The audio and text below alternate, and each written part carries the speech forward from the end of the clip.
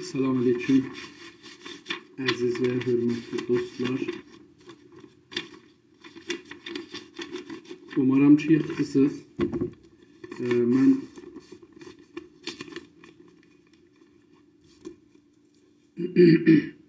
şükür olsun koronadan qurtarmışam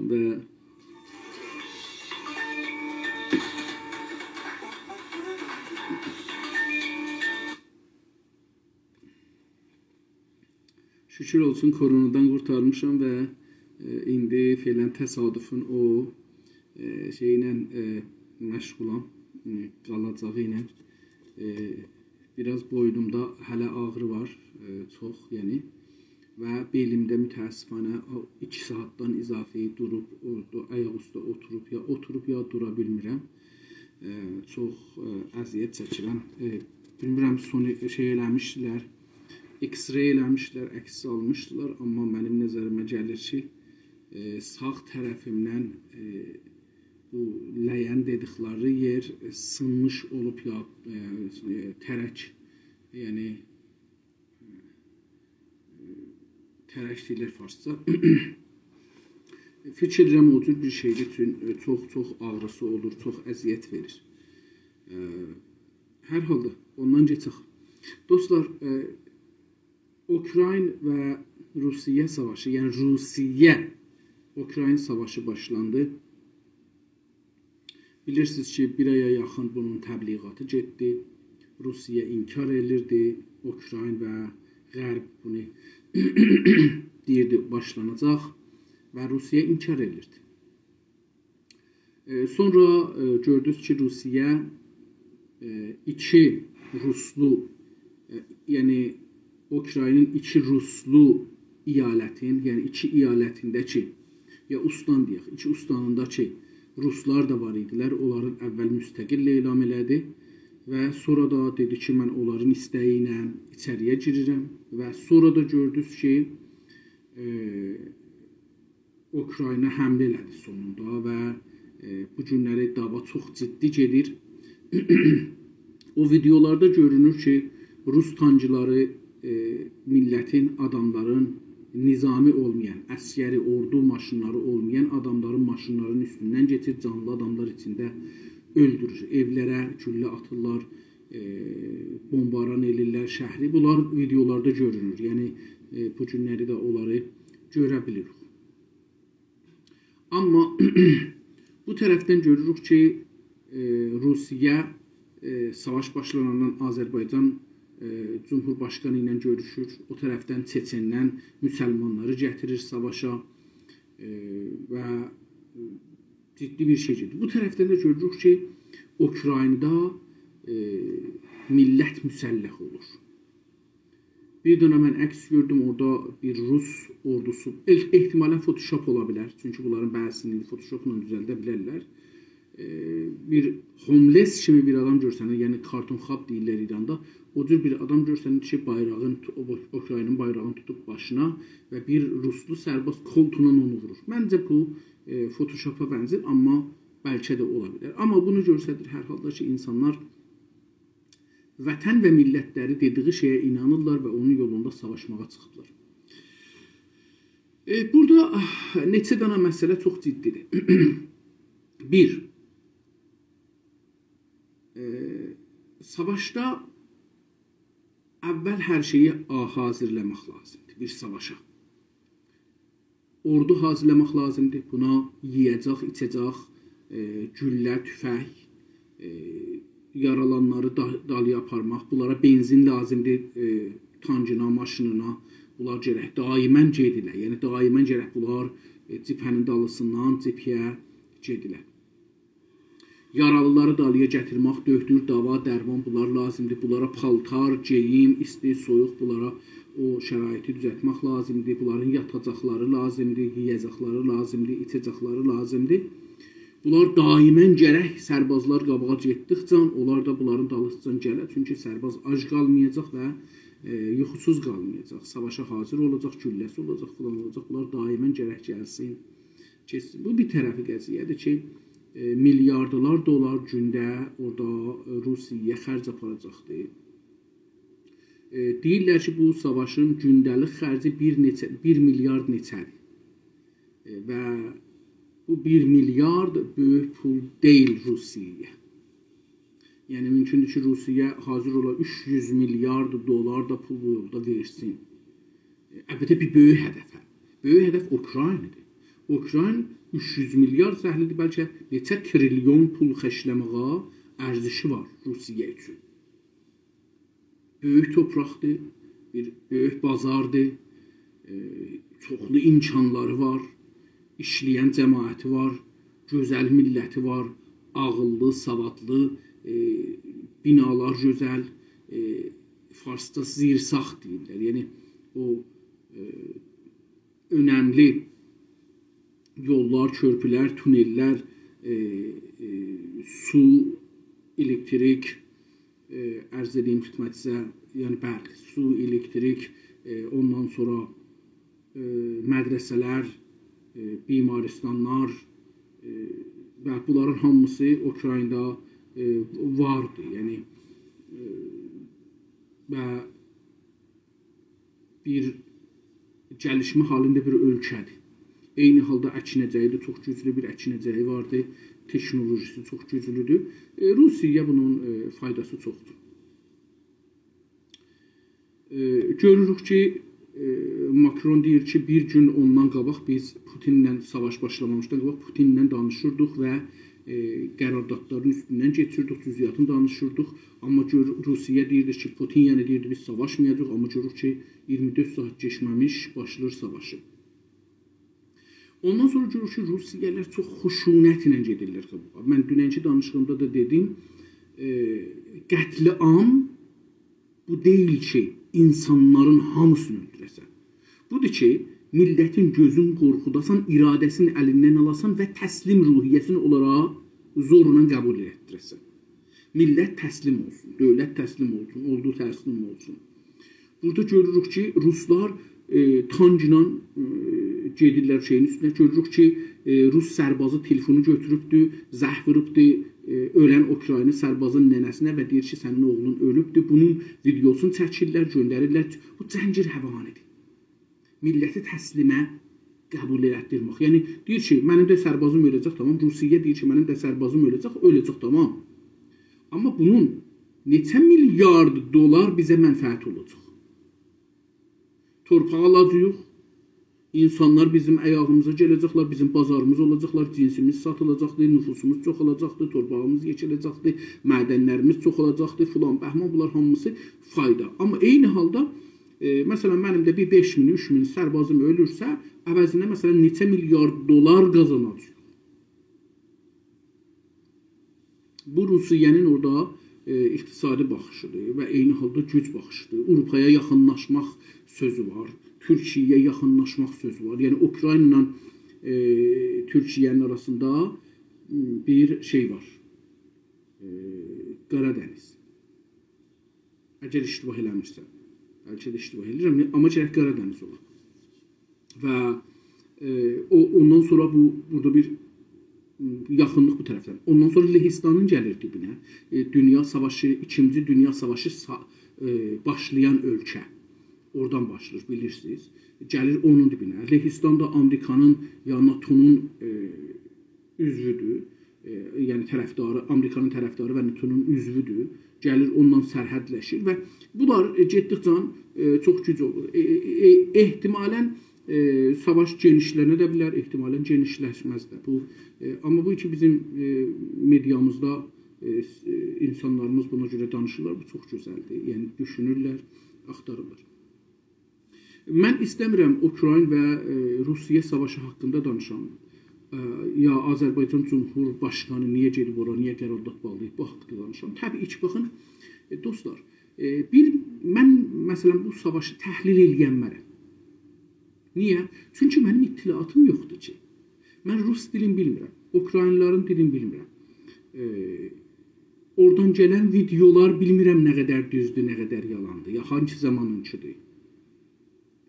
Eyni halda Bilmirəm ki, ordularda nə keçir, harda nə keçir, harda savaşırlar, harda savaşmırlar, savaşın içində nə keçir, tiplər, qordanlar, hər halda bu əskər və ordu bir-birinin harda çatışır, harda çatışmır, nə alırlar, nə verirlər, harda danışıqlar gedir. Çünki indi bir dünya gizli danışıqlar gedir ordular arasında, savaş qüvvələri arasında, siyasi. Bunlardan xəbərimiz olmadığı üçün biz bu haqda nəzərlərimiz doğru çıxa bilməz. Hətta təxminlərimiz də doğru çıxa bilməz. %100 ki, heç %50 belə doğru çıxa bilməz.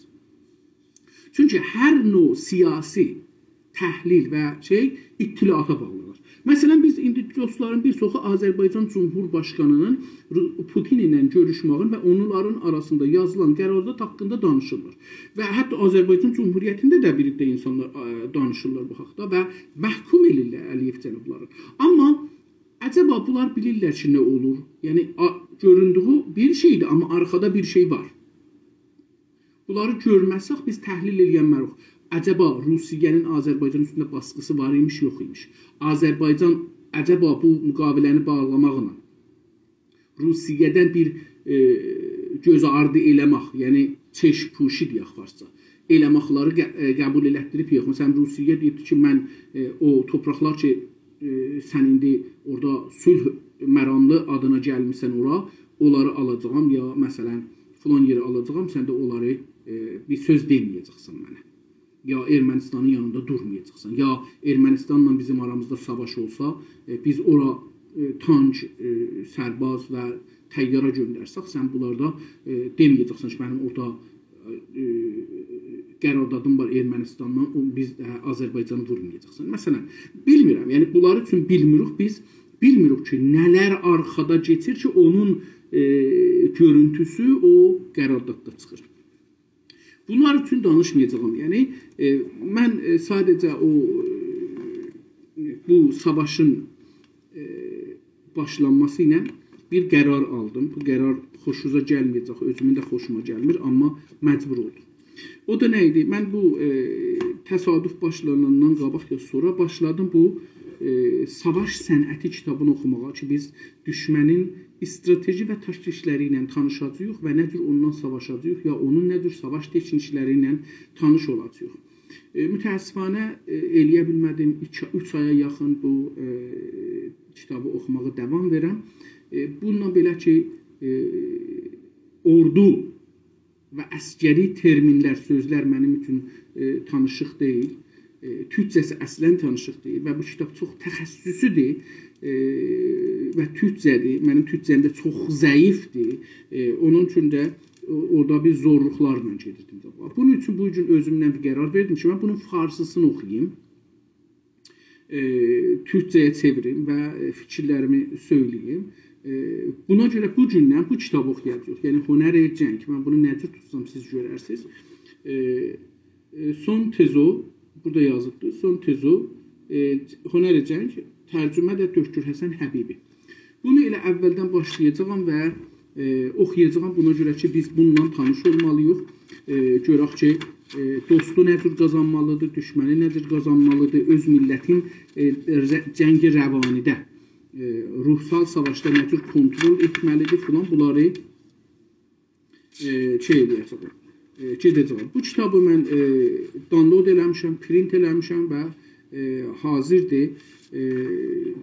Farscası bunun 203 səhifədir.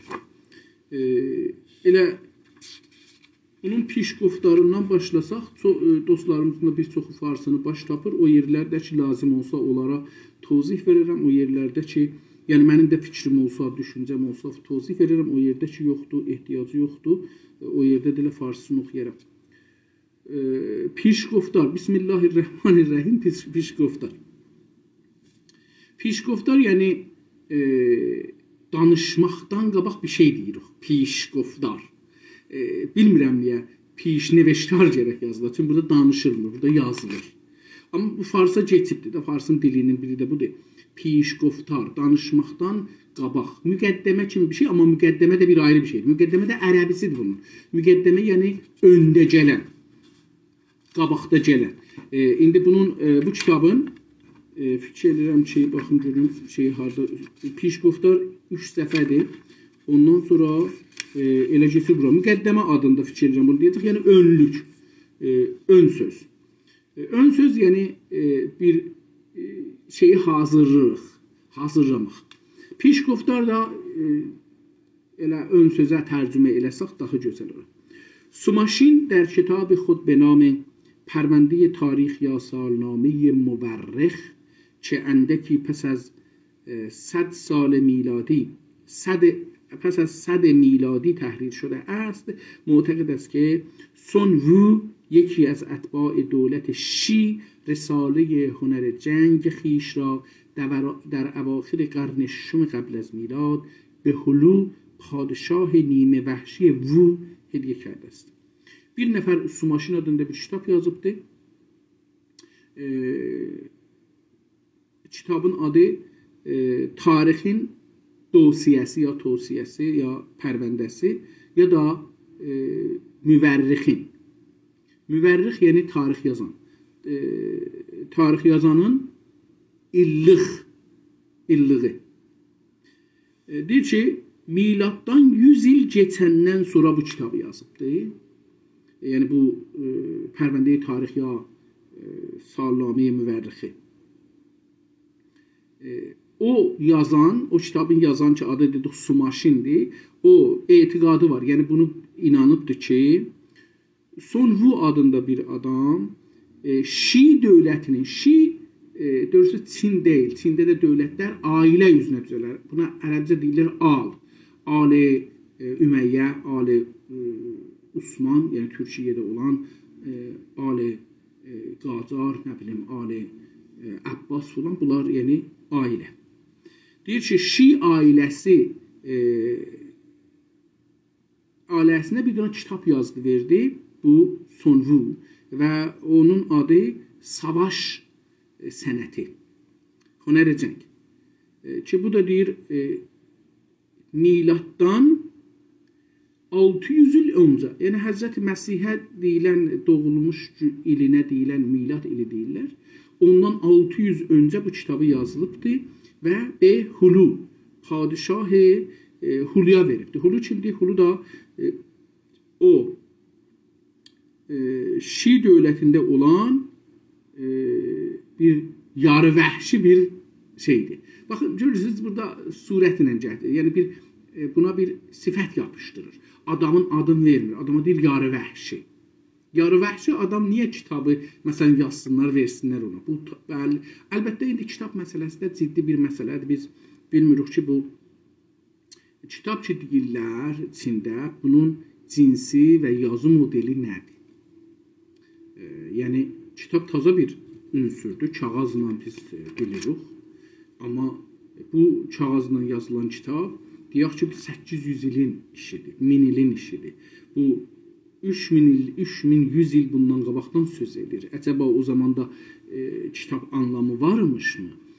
Hətta təxtə üstündə yazsalar bu məsələn bir nəyə kəliqdə, necə xəlvər ağac olarmış. مورخان چینی از صدها سال پیش به این سو در این bab اظهار تردید کردند. Bu kitabın haqqında Rus tarixçiləri şəkkə düşüblər bu kitab haqqında. Və qismət əzəm onha muhtəqdən ki, təhrir in kitab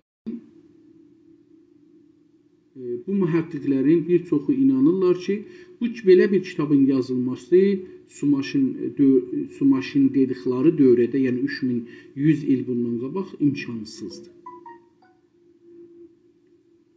مطالعات من نیز در این مسیر همین عقیده و مؤید این اندیشه است. Bu dördür ki, bu kitabı yazıbdır, Həbibi tərcümə edibdir. O da deyir ki, mənim də nəzərimə bu düzdür ki, belə ola bilməz. که متن مذکور در قرن 4 قبل از میلاد مسیح نوشته شده است. رساله سنتزو را تنها از روی کنجکاوی نباید مورد توجه قرار داد. Deyir ki, bu fəqət bu iki görək nədir, bu o yüzden getmir. Bunun ərzişi görək nədir? Deyir ki, əhəmmiyyət Hünər-i Cəng بیش از این است. Bu kitabın əhəmmiyyəti daha çoxdur. این کتاب اثری جامع و سرشار از عقل و درایت است. Bu kitab həm çox hər şeyi tutubdur, həm də ağıllı sözlərlə və dirayətlər ilə. Dirayət olur, məsələn, düşüncələrlə, ya zirəhliklər, hətta beləsi fikirli zirəhliklər doludur. Və az cəhət roşənbini və ibda və ibtikar mümtaz است. Deyir ki, 3 cəhətdən də bu kitab çox üstün tutur, gəlir. O da nədir? Biri budur ki, çox aydın görür hər şeyi, gələcəyi ya vəziyyəti. İkincisi, ibda, taza bir şeylər yaradır. Və üçüncüsü budur ki, ibtikarı var. Yəni, bu özünə aid bir fikirləri də var. Və qərnihaz ki, dərrədif dərəcəyə əvvəli آثار درجه اول ادبیات نظامی چین قرار دارد. deyir ki, yüzlər ildir ki, bu kitab Çinin nizami ədəbiyyatında, ordu təlimi, tərbiyyətində bu kitabın başda gələn yeri var. صدها هزار سرباز و مورخ چینی و ژاپنی به این متن که در میان آثار کلاسیک هنر جنگ نخستین اثر محسوب می‌شود توجه تمام داشتند. deyir ki, yüzlər müvərrix və ordu üzvü, əskər. Əskər deyəndə diqqət buyurun, bizə bunu əskəri pis anladıqlar. O adam ki, şəxsi deyil və savaş üçün tərbiyyət olubdur, savaş üçün daimən təlimi tərbiyyətdədir, bunun dərəcəsinə baxmayaraq əskər deyilir. Yəni, əskər o adamdır ki, savaşa hazırdır. Və əsən işi savaşa olmaq hazırdır. Qazancı, yaşamı, ailəsini saxlamaq bu yoldan keçirdir. Buna əskər deyilir. İndi bu ola bilər sərdar ola bilər ki, bir dana məmuri sərbaz ola.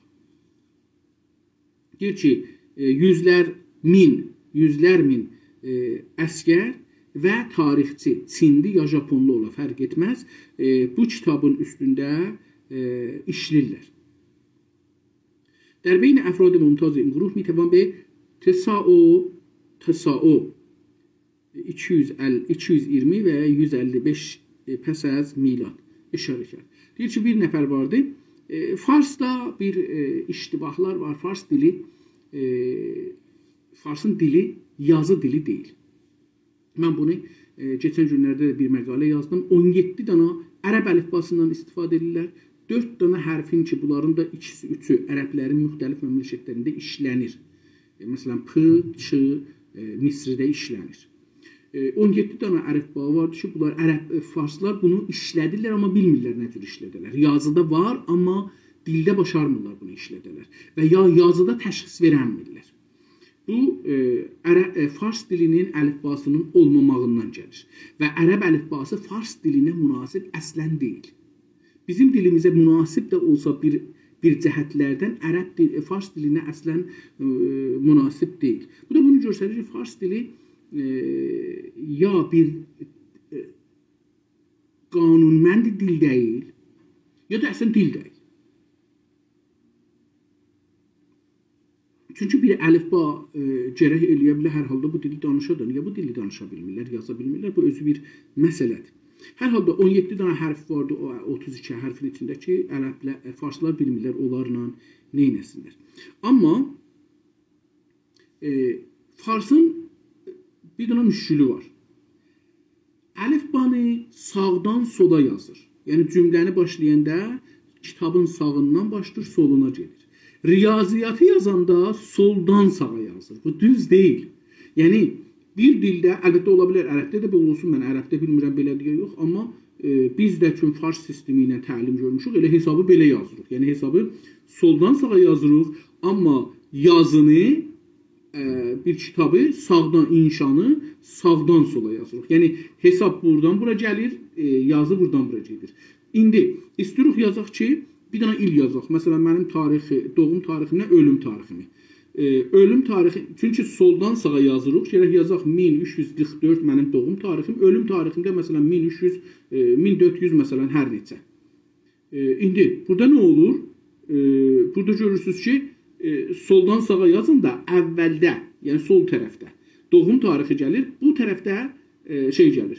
İndi siz bunu qoyursunuz yazının ortasına. Yazının ortasına qoyunda bu tərəf sağdan gəlir, gərək keçəsən soldan oxuyasan, gələsən sağa, dubarə cümləni bunları adlayasan, hoppulasan, yəni bir də qeydəsən, gedəsən o taya. Bu bir dana zehni və düz deyil. Normalda insanlar tarixi qələt oxurlar, mən indi qələt oxudum, ona görə. Hamı bunu qələt oxuyar, mən də oxuyaram. Bu fars dilinin bir zəfidir. Deyir ki, indi gərək biz bunu belə oxuyaq. farsını belə oxuyanda sağdan sola oxuruq da, kitab oxuyuruq. Biz ədəbiyyat oxuruq, hesab oxumuruq. Gərək bunu oxuyaq 155-ci ildən 220-ci ilə. Amma məcburuq ki, bunu belə oxumayaq. Gedək bu tərəfdən oxuyaq. Deyək ki, hop bulaq, gedək şeyə. Mən indi bunu görsətsəm belə olacaq. Hardadır? İkinci sətirdə burada. Əvvəl gərək mən buradan oxuyam, gələm bura. Buradan hop bulam, gedəm bura. Buradan oxuyam 155, sonra 220 neçə. Ondan sonra yenə hop bulam, qeydəm cümlənin dalısını oxuyam, gələm beləsi. Bu farsın iradıdır ki, iki sistemdən, bir-birinin tərsinə sistemdən istifadə edir. Bu bunu göstərir ki, fars əlifbası, fars yazı sistemi, həm əlifba, həm hesab yazı sistemidir. Fars yazı sistemi fars dilinə aid deyil. Hərəsin bir sistemdən götürübdür. Burası hərəsin bir sistemdən götürdüyü üçün birin sağdan sola, birin soldan sağa yazır, birin sağdan sola yazır. Və bu düz deyil. Yəni iki dənə mütəzad sistem. Bir dənə elə bilin ki, bir dənə qərbidən götürüb, bir dənə şərqdən. Dəqiqən bunu bu cür görün. Və istəyir bunları istifadə edin. Bunlar bir-birindən düz gəlmirlər bir yerə yığışanda. O cümlədən bir dənə belə bir mətndə ki, siz yazırsınız, bu cür gəlmir. Hər halda bu adam yəni mən əgər ədəbi oxusam, gərək belə oxuyam. Adam deyəm ki, 220-dən 155-əcən. Yəni, dalıya getməz adam. 220-də doğulub, 155-də ölməz. Bəlkə bunun tərsinədir. Ona görə məcburuq ki, qeydaq, dediyim kimi oxuyaq ki, 155-dən 220-yə pəs miladi işarə کرد. Və یکی از فرماندهان بزرگ سه امپراتوری و بنیانگذار سلسله وی است. Hər halda bu adam ki, Tesotosu adında bir adam gəlibdir, bu kitabın üstündə danışıbdır və miladdan da sonra, miladdan 155 il sonra dünyaya gəlibdir, 220 il sonra. Yəni bu adam 65 il yaşayıbdır.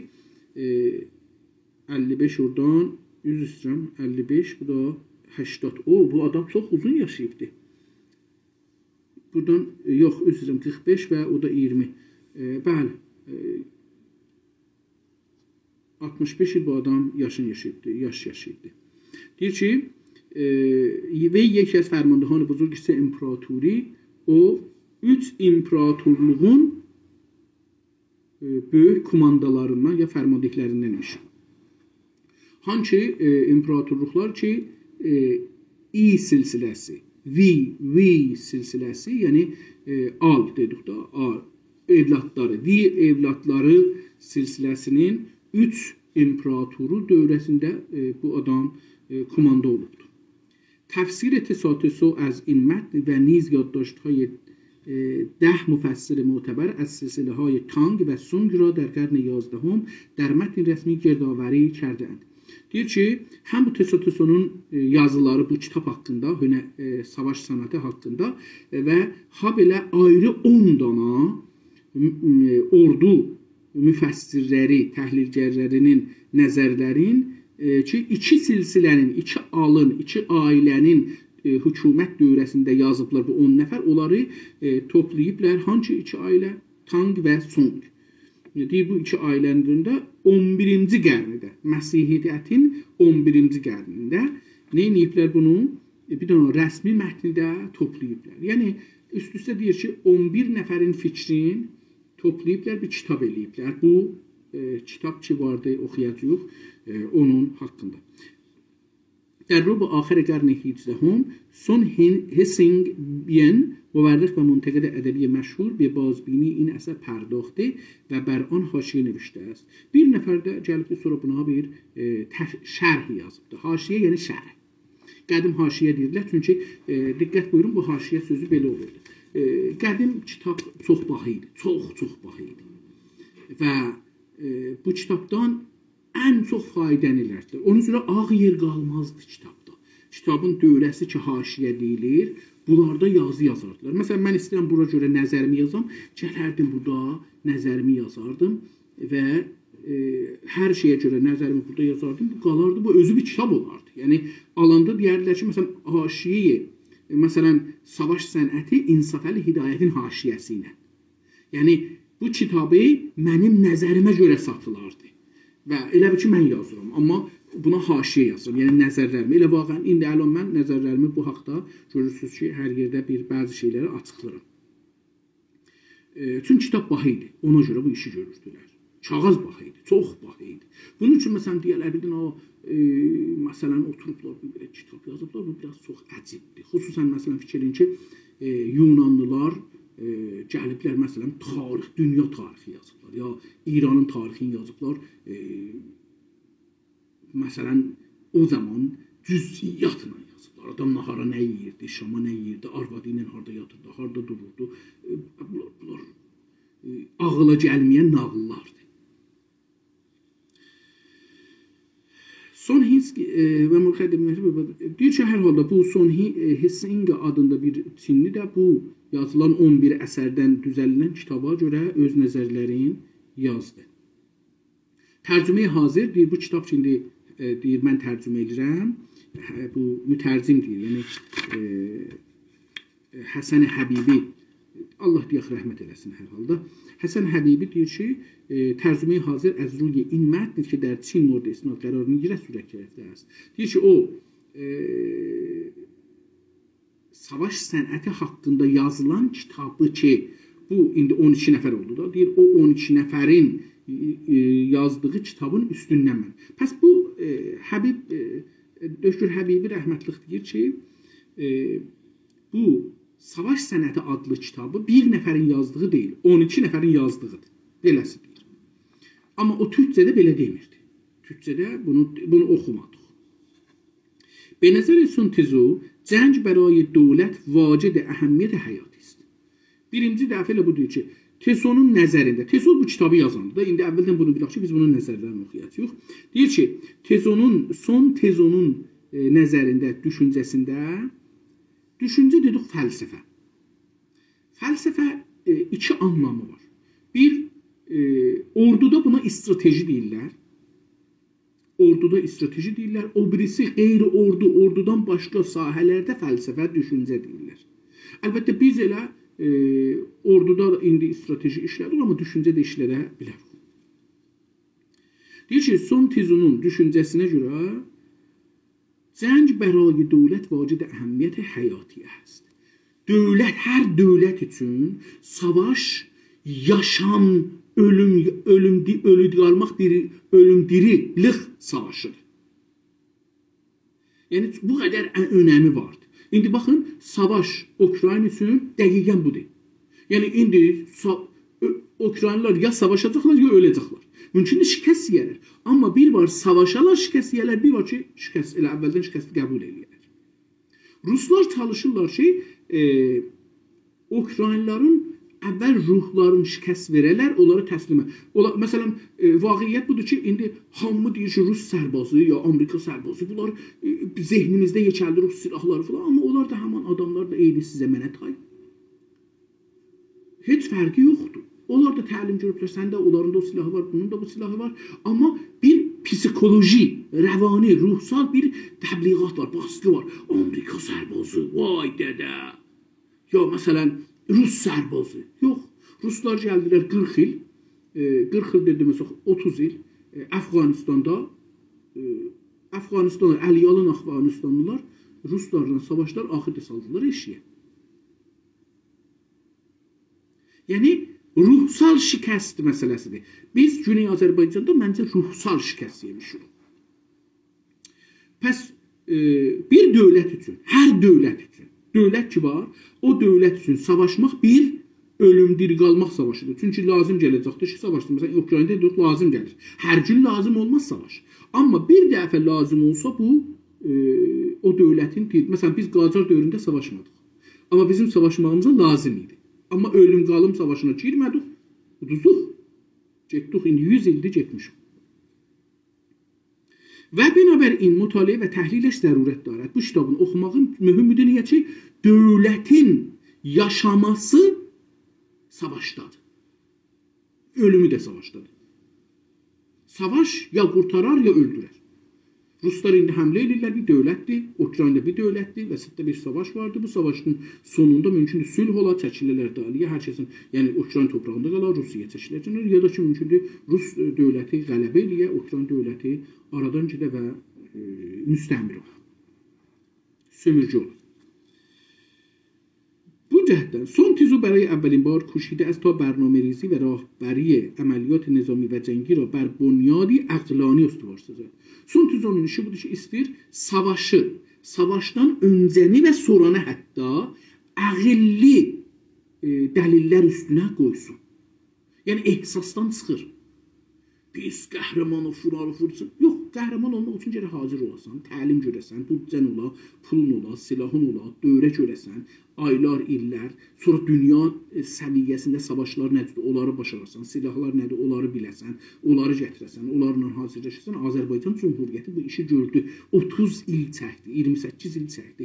Azərbaycan Cumhuriyyəti hazır ola eləyə bilir Ermənistanla savaşır və torpaqlarını azad edir. Buna əqil lazımdır, ehsas yox.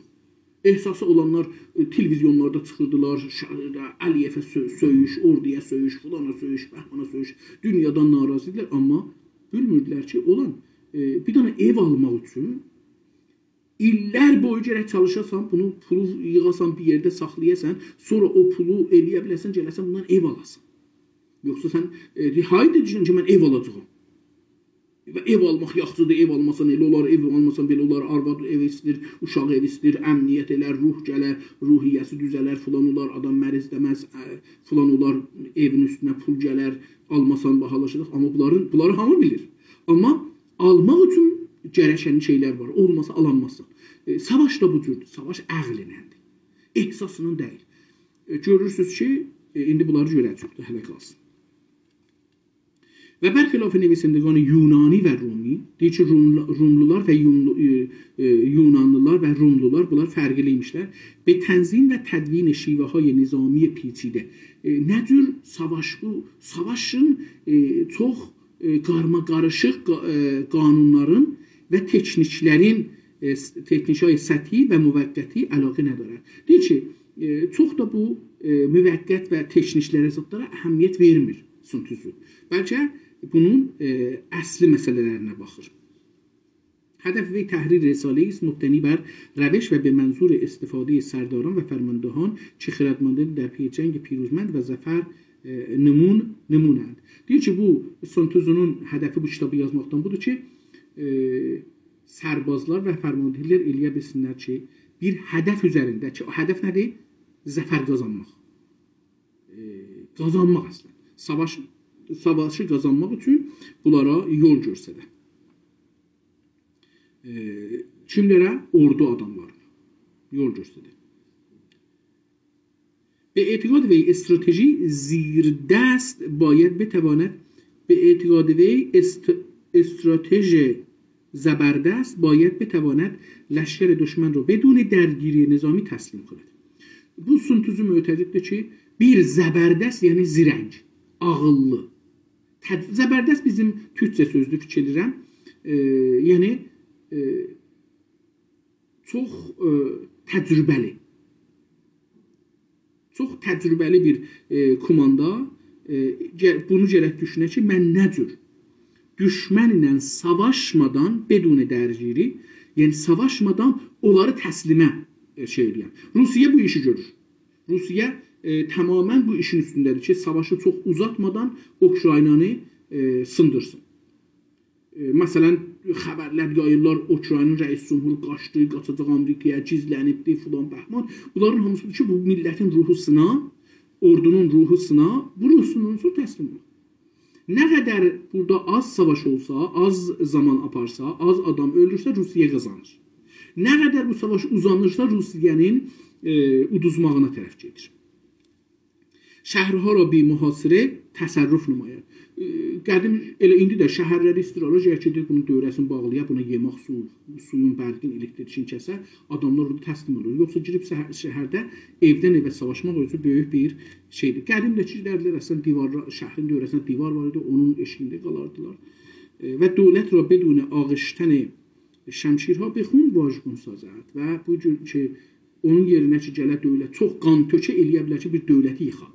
Dedim, Rusiya istəyir ki, bu işi Ukraynada göstər. به نظر سونتزو نبرد غیر از برخورد دو لشکر با هم حاوی مسائل دیگری نیست هست. Bu Tusu deyir ki, iki dana ordunun bir-birinə silahları ilə həmlədən əlavə ayrı məsələlərdə savaşda var. Və میگوید تعداد افراد به تنهایی موجب برتری نظامی نیست. Bir ordunun çox üzvü var, birinin az. Bir oyun ki çox deyil, bu ki bunun çox adamı vardı, dəlil bu deyil ki o müvəffəq olacaqdı. Nümunə üçün görürsünüz ki, İranla Rumun savaşında 300 nəfər Rumlu eləyə bilir ki, İranın deyirlər neçə 100 min nəfərlik ordusunu aradan aparsın ki, bir dənə da 300 adında film düzəldi bu haqda. وی عامل روحیه و عامل عقلانی و نیز اوضاع و احوال جنگ را از عوامل مادی مهمتر می‌داند. Bu deyir ki, silah, ordunun giyimi, yeməsi, təchizatı, tancı, təyyarası, bombu, gülləsi, tüfəngi, topu, muşəki, bunlar var, mühümdür. Amma bunlardan mühümü də nədir? Deyir ki, bunlardan mühümü اوضاع و احوال جنگ bu üzr istəyirəm ruhiyyə və aqlaniyyət, aqli işlətmək, bunlar onlardan mühümdür. و به حاکمان و فرماندهان توصیه میکنه که منحصراً به قدرت اعتماد نکنند. و bu kitabı yazan deyir ki, hakimlərə, yəni rəis cümhurlara, rəhbərlərə tövsiyə edir ki, sadəcə ordu gücünə dayanmayın. ایران'da bu müşkül var. در نظر وی جنگ مترادف با کشتار و ویرانگری نیست. Bu tez onun nəzərinə görə savaş təxribatdan, dağmadağın eləməkdə, darmadağın etməkdə və adam öldürməkdən ibarət deyil. هدف واقعی استراتژی این است که شهرها و لشکرها صحیح و سالم به تصرف درآیند. Bir dedik zəbərdəst. Fikir edirəm, farsda görünür, amma bunu biz kətdə də işlədirdik. Bilmirəm, bəlkə də farslı sözdür. Amma təcrübəli bir komanda və ordu deyir ki, onun hədəfi budur ki, düşmənin ləşkərlərin, ordusun, silahların, varın, yoxun, deyir ki, salim və səhih ələ getirsin. Şəhərlərin ələ getirsin, silahların ələ getirsin, tancın, təyyarasın, topxanasın, təyyaraların, hava limanların, dəniz limanların hər yerin deyir ki, salim ələ getsin, fabrikaların filanların dağıtmasın və ta həddi mümkün təsərrüf və təsvir bedun zayiə başət və oracan ki mümkündür, onları almaqda zayiat, yəni təxribat və adam ölüsü az olsun. به اعتقاد سونتزو برنامه‌ریزی دقیق که بر مبنای اطلاعات درست راجع به دشمن باشد به حل سریع مسائل نظامی و جنگی دستیاری می‌کند. deyir ki, yaxşı bərnamə töksən, yəni yaxşı bir stratejin olsa, yaxşı bir taktiklərin olsa, yaxşı bir ağıl üzü ilə işləsən, eləyə bilərsən ki, çox sürətlə savaşda bəzi qazancılar ələ gətirəsən. Mən bu kitabın 9-cu səhifəsini gətirəm. Bilmirəm ki, nə qədər vaxtım var, amma hər halda oxuyuram. Vey az asar və əvaqib cəng bər iqtisad ağah است. Bu kitabı yazan deyir ki, mən bilirəm ki, savaşın nə qədər iqtisada və millətə təsiri var. Diqqət buyurun, Döktür Məhəmməd Hüseyn Yahyayinin nəzəri budur ki, İranda yaşayan millətlər hələ bu günə qədər, xüsusən Azərbaycanı deyir bu, deyir, hələ o Rusiya ilə Qacar dövründə olan iki savaş ki 30 ilə yaxın çəkibdi, deyir ki, onun hələ altından qutara bilməyiblər, onun xəsarətinin altından qutara bilməyiblər. Bu qədər savaşın xərci ağırdır bir millətə. Biz də ki, mütəəssifanə farsların sonra qətliamlarından hələ də quturandı. Fikir eləmiş, 200-300 illərcəndə biz bu qorxudan qutula bilməyəcəyik. و بیشک پیش از دیگران متذکر این نکته شده است که ترقی قیمت‌ها به طور اجتناب ناپذیر همراه با عملیات نظامی و جنگی است. Deyir ki, bunu da bilir ki, bir savaş başlananda qiymətlər yuxarı gedir. Və bu imkansızdır ki, qiymətlər sabit qalır. Bu çox çətindir. Bir bunu da bilir.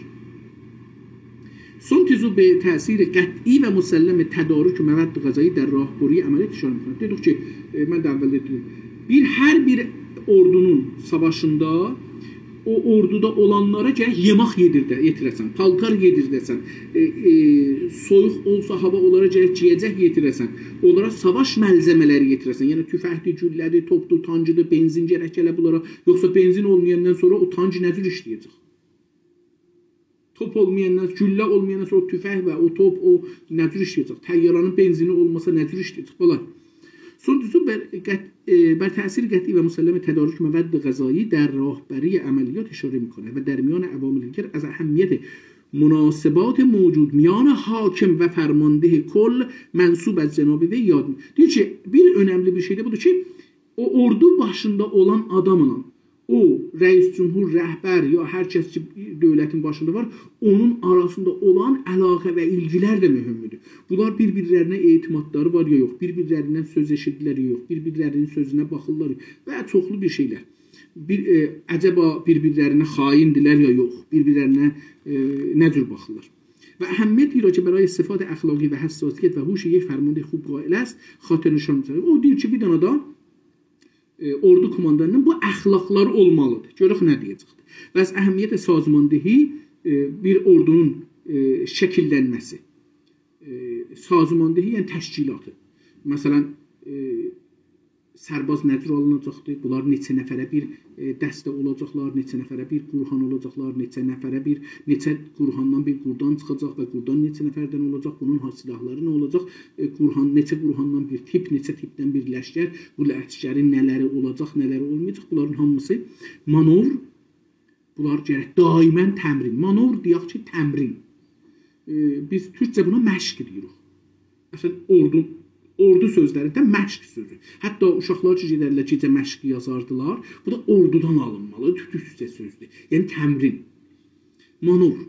Manovr bunun xarici sözüdür, yəni latincəsidir. Və amiriyyət. Amiriyyət yəni əmri verən. Kim burada sözü keçərlidir.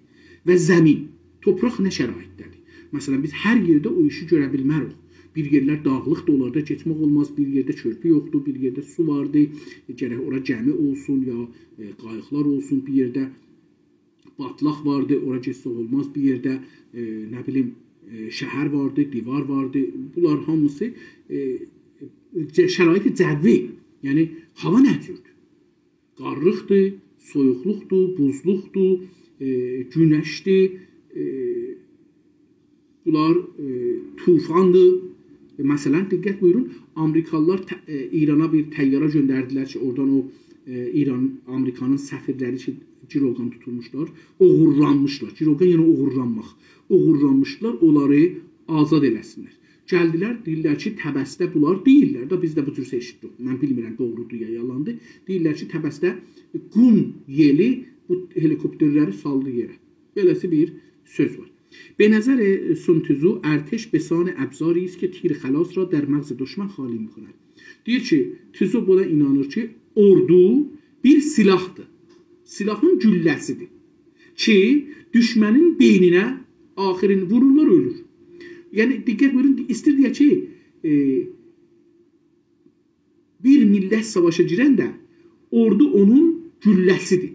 Amma bu tüfəngi, əl ki o tüfəngi tutur, ondan sonra bu bədən, o gözlər, o yeməklər, içməklər, bunlar hamısı millətdədir. Ordu fəqət o güllədir ki, tüfəngin lüləsindən çıxır və dəyir düşmənin boynuna. Çünki o xətt-i müqəddəmdə savaşır. Amma o xətt-i müqəddəmin, o savaşan əskərin arxasında milyonlar və milyardılar sərmayə yatmalı və milyonlar adam işləməli ta orada savaşa bilsin. Və o gülləni ata bilsin və orada dav eləyə bilsin. Bu da gözəl sözdür. Ki, qəblən asib pəzir şudə است. Həm də özü asib pəzir, yəni özü deyir ki, çox xətərdədir, təhlükədədir, vurula bilər. پیش از مخاصمه مأموران سری متفقان və müttəhidan düşmən را از وی جدا می‌کنند. Deyir ki, savaş başlanmadan gərək nə edələr? Çünki bu sərbaz xətərdədir. Bu gedir, qabağa ölümə tərəf gedir. Düşmən də bundan yatmayıb ki, orada cəməni öldür. O da bunu savaşacaq. Deyir, buna görə gərək nə edələr? Diqqət buyurun. Savaş başlamadan öncə məmuran sirri, gizli məmurlar, müxtəlif dövlətlərdə, düşmənin içində xüsusən, müttəfiqlər, o birisi indi Rusiya o güclə gedibdi Çeçendən, oradan buradan İran elamı himayət eləyibdi. Bunlardan dost qazanır. Müttəfiq qazanır. Müttəhidlə müttəfiq təqribən birdirlər. İttifaqları vardı və ya müttəhid birləşirlər düşmənin üstündə. Heç olmasa indi görək nə deyəcəkdir. Və bir fəaliyyətهای məxfi xərabxarın dəst miyazan. Sonra da gedib düşmənin içində o gizli məmurlar ya hətta partizan şəklində olan ordu üzvləri gedirlər. Orada 2 nəfərə, 5 nəfərə, 10 nəfərə gedirlər. O məmləkətdə dağılırlar. Məmləkətdə bəzi yerləri partladırlar. Bəzi körpüləri, bəzi karxanaları, bəzi ordu mərkəzlərin, bəzi benzin mərkəzlərin, furudqahların benzin mərkəzlərin o yerlər ki, mühümdür. Bunları vururlar ki, dövlət içəridən zəif olsun. Eləyə bilməsin sərbazına güllə, yemaq, savaş gücü gətirsin. و به فعالیت مخفی خرابکارانه دست می‌یابند. خصوصا ماموران مخفی موظف به پخش شایعات نادرست و اخبار گمراه کننده و فاسد کردن و آشفته ساختن ماموران دولتی و ایجاد تمارضات داخلی و تشدید آنها و تربیت ستون پنجم میباشند. Diyor ki, xüsusən gizli məmurlar bir dövlətin savaşında, o birisi dövlətin içində olan gizli məmurları müəzzəfdirlər ki, şayə salılar.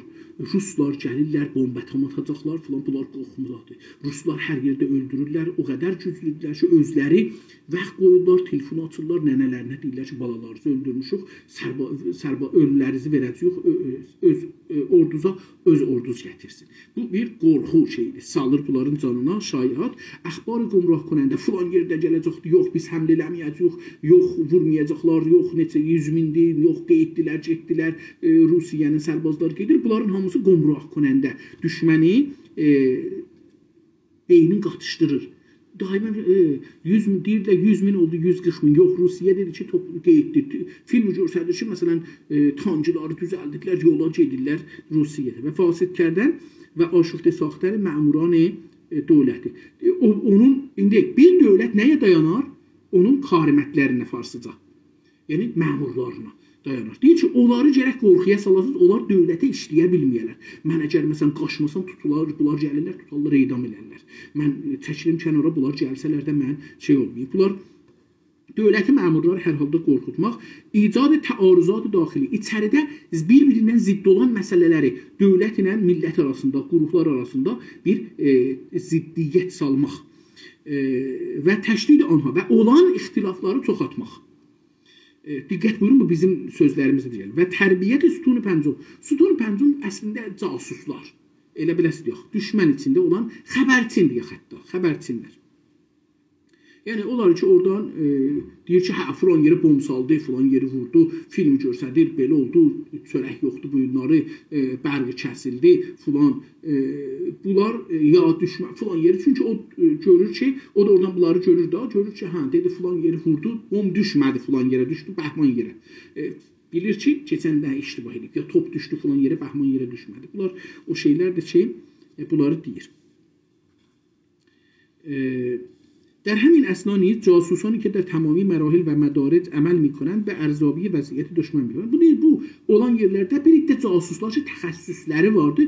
Bunlar da hey onlara qulaq asacaqlar, gələn xəbərlərə, şayələrə, şeylərə, bunlara görəcəklər ki, düşmən nə vəziyyətdədir, savaşmaq gücü nə vəziyyətdədir, millət neyinir, xarimətlər neyinirlər, azuqənin vəziyyəti zumar deyək da, zumar türkçəsi, zumarın vəziyyəti nə cürdür, yanacağın, yəni benzin, qazol bunların yanacağın vəziyyəti nə cürdür, elektrikin vəziyyəti nə cürdür, dava dərman nə cürdür, bahalıq nə cürdür, tapılır, tapılmır, qəhətliqdir. Bunları oradan təhlil edirlər. Guzarış inan məbnai nəqşi cəngi zəfərnumun nişəvət. Bu cür bir guzarişlər ki, gəldi içəridən, bunlar bir dana savaşın qazanması üçün materialdır.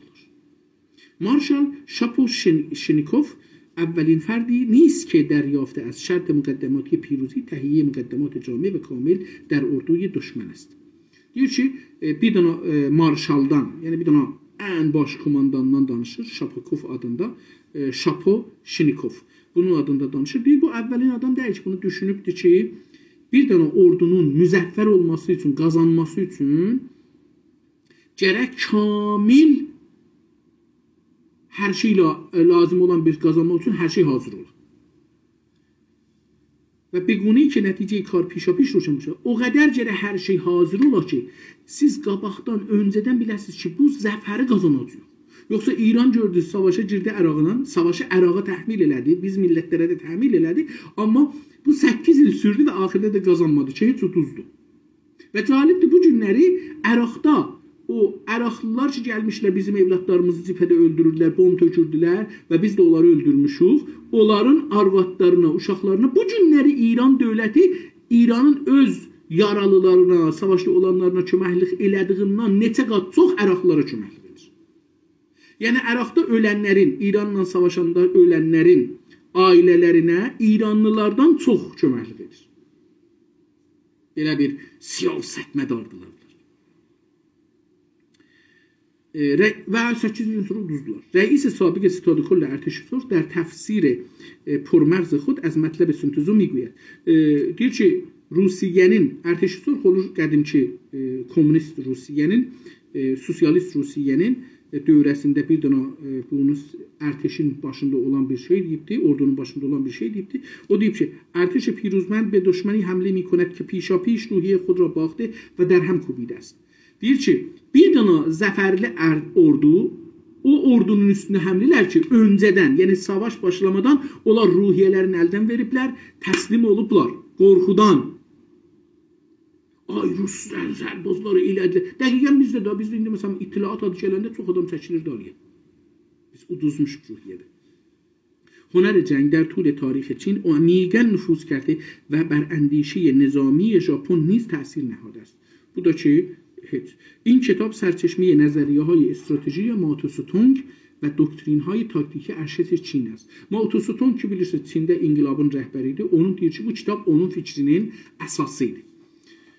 Bunu da bəlkə sorular ya deyəcəkdi ya da mən bir vaxt olanda deyərəm ki, Mao Tse-tung deyir ki, şəhərlərdə çox az adam var və şəhərlər kəndlərə bağlıdırlar. Əgər biz kəndlilərlə şəhərləri mühasirə eləsək, çox rahatca bunları cəlb. Mənim də nəzərim budur ki, biz düşmənlərimiz bir yerlərdə, o cümlə Kürdistanda bizdən düşmənlik edirlər. Təbii biz onların əvəzində şəhərlərinə, gərək onların kəndlərində, kəndlərin torpaqlarını alaq, öz adımıza çıxaq və beləliklə biz gələcəkdə torpaqlarımıza sahib olacağıq. O torpaqlar ki, fikir özümüzündür.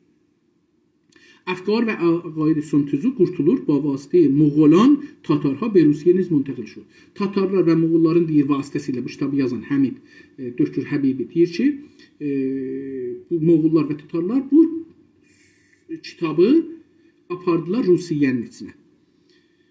Və bəxş mühimi از میراث شرقی آن گردیده است. Rusiyenin doğu mirasının buradan olubdur. Binaenaleyh fəhm əmiq strateji ümumi این دو کشور بدون مطالعه هنر جنگ کامل نیست. Deyir bu kitabı oxumasaz Çin ilə Rusiyenin savaş stratejini başlatmazsınız.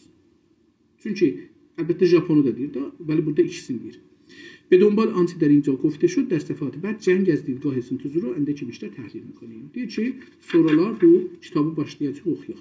Mən 12-ci səfiyyədən 11-ci səfiyyədən oxudum. Əslində bu günləri 1, 2, yox ki 3 səfə bu kitabdan oxuduq.